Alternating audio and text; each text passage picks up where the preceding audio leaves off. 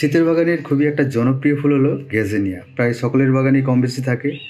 ফুলগুলো বিভিন্ন রঙের হয়, বিভিন্ন কালার কম্বিনেশনে আসে ফুলগুলো, খুব সুন্দর দেখতে। গ্রীষ্মকালে কম বেশি ফুল ফোটে। আমার এই গাছটাতে গ্রীষ্মকালেও ফুল ফুটছে, তবে ফুলের সাইজ ছোট হয়।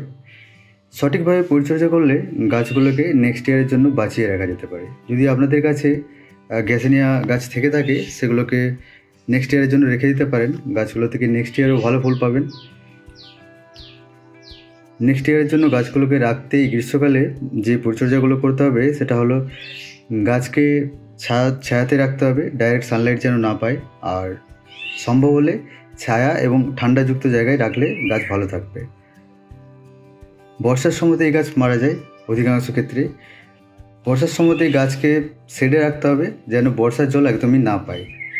গ্রীষ্মকালে ডাইরেক্ট সানলাইট আর বর্ষাকালে বৃষ্টির জল, এই দুটো থেকে বাঁচিয়ে রাখতে পারলে গাছগুলোকে খুব সহজেই নেক্সট ইয়ারের জন্য রেখে দেওয়া যায়। গাছে খাবার যেভাবে দেবেন সেটা হলো একটা মালচিং করে দিতে পারেন।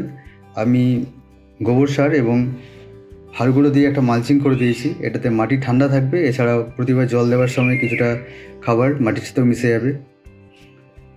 আর প্রতি 10 থেকে 15 দিনে আমরা গাছে সিউইড দিতে পারি। এই খাবারগুলো দিলেই গাছ থেকে যাবে সুন্দরভাবে।